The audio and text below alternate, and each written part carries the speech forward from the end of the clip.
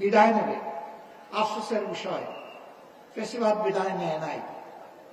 ফ্যাসিবাদীদের একটা অংশ বিদায় নিয়েছে, কিন্তু ফ্যাসিবাদ বাংলাদেশে রয়ে গিয়েছে। ফ্যাসিবাদীদের কিছু লক্ষণ আছে। 1 নম্বর লক্ষণ হচ্ছে দুর্নীতি, 2 নম্বর লক্ষণ হচ্ছে চাঁদাবাজি, 3 নম্বর লক্ষণ হচ্ছে দখলদারি, 4র্থ লক্ষণ হচ্ছে মা বোনদের ইজ্জত নিয়ে টানাটানি, 5ম লক্ষণ হচ্ছে দেশকে গায়ের জুড়ে অস্থির করার অশনি সন্ত্রাস। সকল লক্ষণ আজকে বিদ্যমান। 24-এর গণ আন্দোলনে ছাত্র, তরুণ, যুবক যুবতীরা নেতৃত্ব দিয়েছে। আমরা বরাবর তাদেরকে অভিনন্দন জানিয়েছি, আজও অভিনন্দন জানাই। তাদের নেতৃত্বে বাংলাদেশে শিশু থেকে বৃদ্ধ, নারী থেকে পুরুষ, সকল শ্রেণী পেশার মানুষ জীবন বাজি রেখে খোলা গুলি এবং আগুনের মুখে তারা লড়াই করেছিল। আপনার জন্য অবকাশ যাপনের আর বিনিয়োগের সেরা পছন্দ হতে পারে সল্ট বে, যেখানে বিলাস আর প্রশান্তি মিলেমিশে একাকার।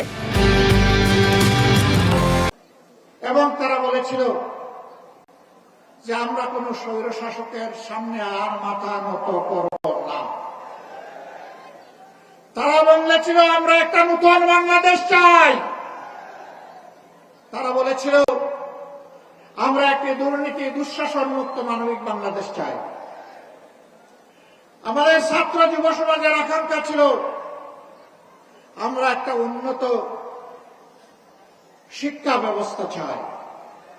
শিক্ষা শেষে আমরা আমাদের হাতে কাজ চাই। এই কাজের মাধ্যমে আমরা দেশ গড়তে চাই। কিন্তু আমরা কি দেখতে পাচ্ছি? কেউ কেউ এই পরিবর্তনে খুশি নয়। সম্ভবত কারণ এটা পরিবর্তনটা আমার বা তাদের নেতৃত্বে হলো না কেন? নেতৃত্ব তো ভাই আমরা দিয়েছি। স্বৈরাচারের বিরুদ্ধে 15.5 বছর আমরা আন্দোলন করেছি, আমরা জীবন দিয়েছি, আমরা মামলা গলায় নিয়ে জেলে ঢুকেছি, ঘর বাড়ি ছেড়ে এখানে সেখানে আমরা পালিয়ে বেরিয়েছি। অবশ্য বাংলাদেশ জামাতে ইসলামী দেশ ছেড়ে পালায়নি। দেশের ভিতরেই আমরা মুহাজির ছিলাম, দেশের মাটিকে কামড়ে ধরেছিলাম, বুকে জড়িয়ে এখানেই ছিলাম, জেল বরণ করেছি, জীবন দিয়েছি, কিন্তু দেশ ছেড়ে আমরা পালাইনি। কারণ আমরা এই দেশকে, এই মাটিকে, এই মানুষকে আমরা ভালোবাসি। আমরা ভালোবাসার ঠিকানা ত্যাগ করতে পারি না। দেশের আপামর জনগণ পুরানা বস্তা পচা দুর্গন্ধময় সেই রাজনীতি আর চায় না। এই রাজনীতির আমূল পরিবর্তন চায়, সংস্কার চায়, নতুন বাংলাদেশ দেখতে চায়। নতুন বাংলাদেশ পুরাতন ফর্মুলায় আর চলবে না ইনশাআল্লাহ। নতুন বাংলাদেশ চলবে নতুন ফর্মুলায়। সেই নতুন ফর্মুলাটা কি? সেই ফর্মুলা হচ্ছে আগামীতে জনগণ আর কোন দলের পক্ষপাত দুষ্ট কোন সরকার দেখতে চায় না। জনগণ দেখতে চায় জনগণের সরকার।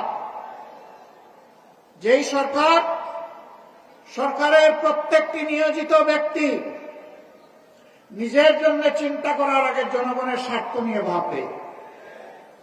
জনগণের স্বার্থ জনগণের হাতে তুলে দেওয়ার পরে জনগণের অংশ হিসাবে সেও তার অংশ ভোগ করবে।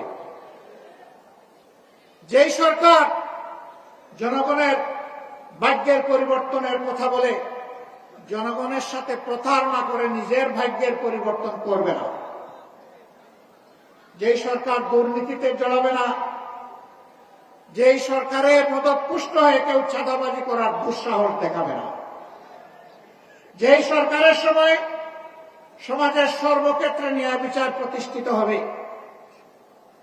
নারী পুরুষ সকলেই সম্মানের সাথে শান্তিতে এই সমাজে বসবাস করে উন্নয়নের গর্বিত অংশীদার হবে, ভূমিকা রাখবে।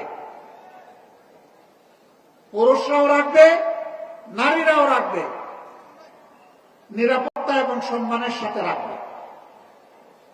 এই নতুন ব্যবস্থাপনা বাংলাদেশের জনগণ দেখার জন্য মুখিয়ে আছে।